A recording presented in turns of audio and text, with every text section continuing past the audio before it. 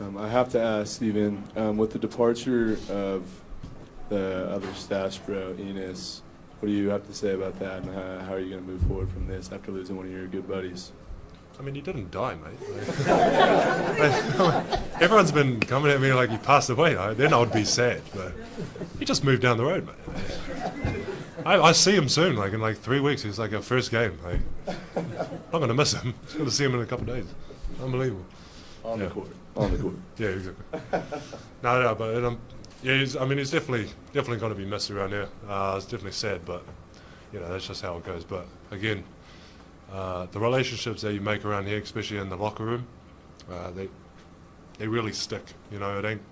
We know that you might play for other teams and stuff, but so we're always going to be friends, brothers. I don't know what you want to call it, but yeah.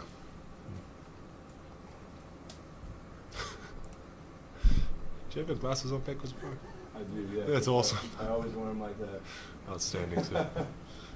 Stephen, big changes on the roster since your last game. Felton and Patterson and the two new superstars. What's your thought of playing on a virtually new team? No, it should be good.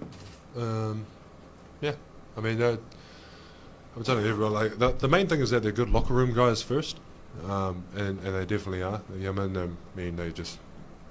They're family straight away, you know what I mean? So that's always the most important thing, and then from there it's just, just play. I mean, obviously they're high caliber players, and they'll offer a lot to us, so and they'll do whatever is necessary to win. Yeah.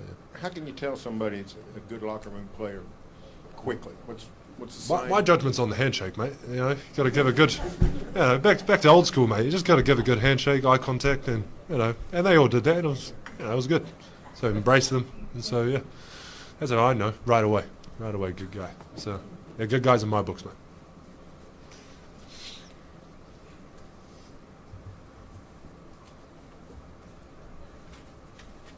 Steve, you had a pretty good time. Steve, sure. There we Why go. not? Best friends. Let's get casual. There you go, mate. Steve. No, go on, mate. You had a pretty good time at the zoo last week. You planning on going back anytime soon? Oh, yeah. So I was asking the dude about internships and all that. Yeah, it was sick. Can't tell you the answers, but don't laugh, mate. Come on, mate. Serious. Nah, just because of the zoo. The zoo was awesome, mate. It was just outstanding. Just an unbelievable place. I find it weird that Oklahoma has a zoo for butterflies. Is that weird for you guys or no? That's normal? Butterflies at a zoo? Just go to your garden, mate. Unbelievable. Might be just me, mate. Might be just me. And the basketball stuff, last year you guys didn't nearly have the spacing that you anticipate to have this season. How do you think that's going to affect your game offensively, whether it's setting ball screens, being able to roll to the basket, that kind of stuff? I think it's right. I mean, my role's... Are you asking about the role? No, it's just what it's going to create with the new perimeter players. Is that what you're asking? Yeah, the spacing around you guys with the extra shooting, Yeah. Melo, Paul George, all that. How's that going to affect you in the pick and roll game and opening up the lobs and all that stuff? Well, for me, I mean, it'll just open up the roles. But regardless, it's just going to open up a lot of things, a lot of different things now, because obviously you have to respect all the players. Perimeter shooting. Every players I'm trying to jump in on there. Okay, everyone but me. Perimeter shooting. So obviously they're going to have to drag out more. So it's just going to create a ton of opportunities in that sense. But again, it's just about being disciplined with those little things like that, like passing and then driving and creating for great shots rather than good shots. That makes sense. Yeah. That makes sense. Hey, Steven. Hello? Hey, how you doing? I like what you've done. You're a funny guy, first and foremost. So that I love that you like to have fun with, the paparazzi and the media and stuff like that. No, Paparazzi. You guys are paparazzi. Yeah. Disrespect, man. Yeah, but check this out though. The thing that I've touched on all day that I've talked about with the players that I've had the opportunity to do is that you got maturity now on your team, and maturity on the team makes, I think, a better cohesive unit. And I think with what you've done, I think that you've practiced and worked on your game over the summer, and that will make you more attacking now back in the paint. Like the beast is back. I believe it's back I'll take in it. you. I believe. Keep talking. I Great. I believe. Head's just going. I believe it. Should be behind I me. see it happening because now teams won't be so quick to put you on the paint because I know you're going to be nailing those shots, and I know that with this team cohesion, it just revitalizes the whole group and collective. So your thoughts there you go. on how everything. Well, I just wanted to get your opinion and set it up for you. How do you think, with all the changes and what you've done as your part to make your game better, what will Steven Adams be contributing now to the Thunder basketball team as forward? I know that was a long ring around. I mean, it's hard to follow up with a question like that. I know, honestly. but I love. So I can't wanna give you much. compliments. I believe in Yeah. sandwiching. I can't give you much after that question. Wow, that was outstanding. It's almost like an exam. No, so what am I going to contribute? I guess. Yeah, I guess it's just more of the same. It's all the same stuff. Again, but it's just down to the coach and what we have to do as a team to put us in the best position to win. Because obviously we have an ultimate goal. We want to reach that regardless of any individual stats or whatever. So whatever it takes, really, and whatever he asks. I mean, I'm not the only one. Anyone on the team would say the same thing. Whatever is asked of the coach, and that's what we're going to go out and do. Well, I think you got the recipe to do it. I think you're going to take it this year. Thank you. You're just proclaiming it right now. Mate, my head, mate, is just. Woo! Yes. All right, thank you. You're welcome. Anyway, yeah, like to follow up on that one, mate. Yeah, good luck. Good luck on that one, guys. Yeah, that's a good question. Hype me up. Nice. Anything else? No one. All right, thanks, Steven. Good choice. Good choice. Well, Paul, the team's quite a bit different from even when you got traded in July 1st. So what do you think of adding Carmelo? Carmelo, I think we we definitely felt great about what we had previous to Carmelo being traded. But now adding someone like Carmelo takes this team to another level. In my eyes, one of the best true scorers and players that this league has ever seen, and it's a luxury to play alongside him instead of having to deal with a cold tub right after the game and playing him.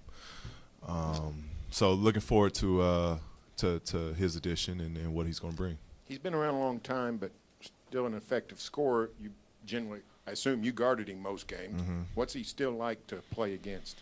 He's still tough. I think the biggest thing is the competitive nature in him to go alongside of him being a bruiser and, just his mindset.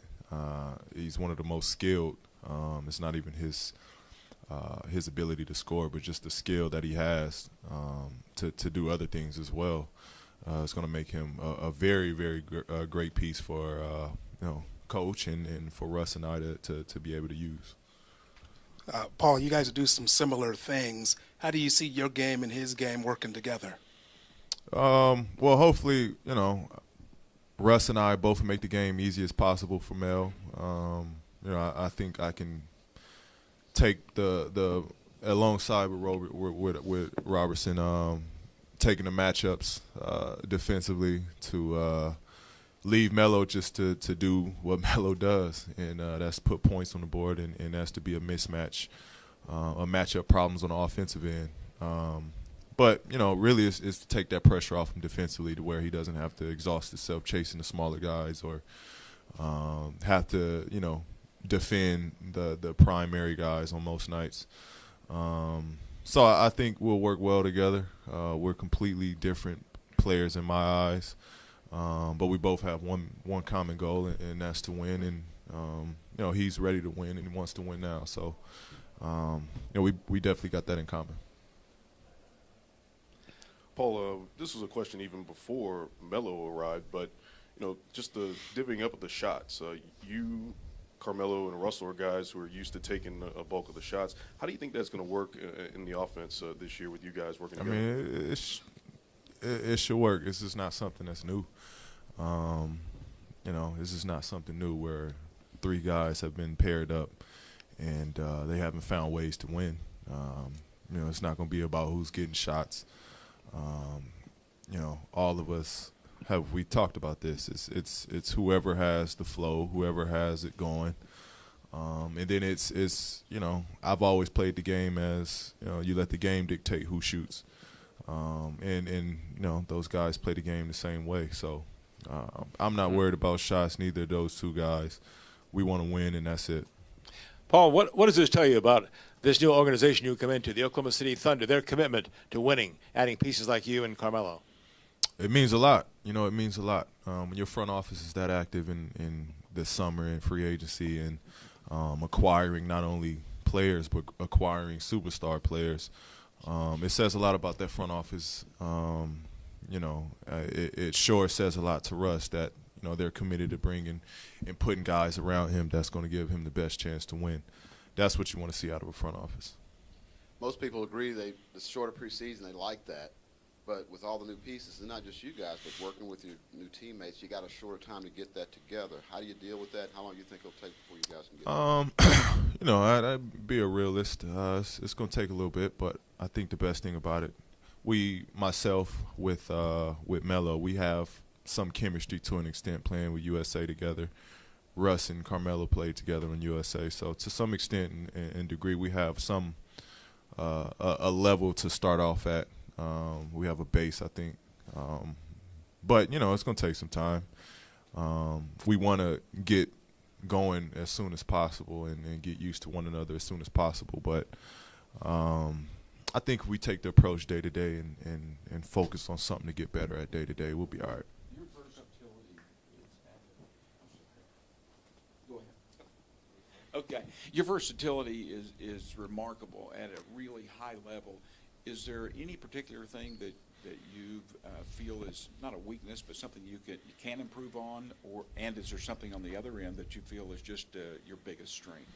I think the strength is that ability to do multiple things. I think being versatile at the small forward position, offensively and defensively, is what I think make me unique in this league. I think the biggest thing I can work on, and I'll have tremendous help in that, is the leadership part. And you know, I think is the greatest chapter for me in my career and in my life is to have, you know, other guys I can look up to as well who can help me on the leadership and you know, accountability and you think all of that will kind of play a part in this process for myself. Paul, obviously Carmelo had a choice in where he went. He had to waive a no-trade clause to come here. How much did you guys converse with him about being here, and what did you say to him about those things? Oh, we sold it, man. We sold the heck out of it. I told him about the ponds that I've been on, the fish I've been catching out here. No, you know, we've talked. We've had long conversations. Not even knowing that this would be the destination we end up, but just speaking or talking about the possibility of playing alongside one another in the NBA. And we've had these conversations being in the Olympic team of playing alongside one another. So, you know, when I got traded here and, you know, found out that, you know, he wanted to change his destination, and, you know, we reached out to one another. We started talking and tried to figure out how we can make this work to get him here. And, you know, it's awesome to have guys to want to play alongside you and team up with you and share a mission with you. So we got right to it. And the same went for us, you know. Those two are pretty close. You know, we all were kind of in the loop on what was going on, and we made it possible. Speaking of that, PG recruitment, there's been sources saying that you've been talking to D-Wade. You guys were trying to recruit him too. Can you just talk about that a little bit and see what, you know, what's going on with that as far as him? Hey, that's between Sam and D-Wade. You know, it'd be great. It'd be great to get D-Wade back. I got a chance to work out with him a little bit ago, late in the summer, and man, he looks really good. So. It'd be great to get D-Wade here. You know, if he's bought out, he's a free agent, sure. I'm in his phone text, I'm in his DMs, his Snapchat, whatever I got to do. I'm try to get this dude here. Paul, in today's NBA, is it realistic to to think that this is what it takes to win a championship, to assemble this kind of talent, yourself, Russell, and Carmelo? Absolutely, absolutely. You know, we get criticized a lot for being friendly and you know, not being able to do it alone. Honestly, in this league, you know, it's hard to do it alone. You know, Russ averaged a triple-double, and you know, he couldn't get out the first round. And that's a special talent in a guy that did everything he could to win. But you just need, you know, you need guys of that stature and that level to be able to help and create something special. You know, it's just that era where you got to face teams that are going to have 2 or 3 guys that can take over games and be iconic to this league. So I do think, you know, you have to have that to compete in this league. There's been a lot of reaction yesterday in stadiums, Paul, and then today around the league and media days of the NBA in regard to Donald Trump's Friday comment. Just what do you expect? There's the league rule, I guess, that specifies you guys have to line up for the anthem. But what do you anticipate in the NBA in regard to, you know, the first month of the season or the season as a whole or whatever in regard to a statement? I'm not sure. You know, I'm not sure. I can't speak for other organizations or other teams or the locker rooms. Hopefully, whatever we do as a unit, as a union and as a fraternity, we do it. Everyone has take a part into doing something. Hopefully, we do something as a league that gives us strength. I thought what the NFL is doing right now is beautiful. They're showing a lot of power, not only from the players, but the front office making statements that they're going to back their players up in whatever they do. I thought that was very powerful. So hopefully we can approach it the same way the NFL is doing it. I saw MLB guys taking part into it. So if we could just realize what's at hand, you know, we're the face of a lot of things. We're a face of a lot of brands. We can use that platform to kind of catapult what's going on. You know, that's where we can make our mark on.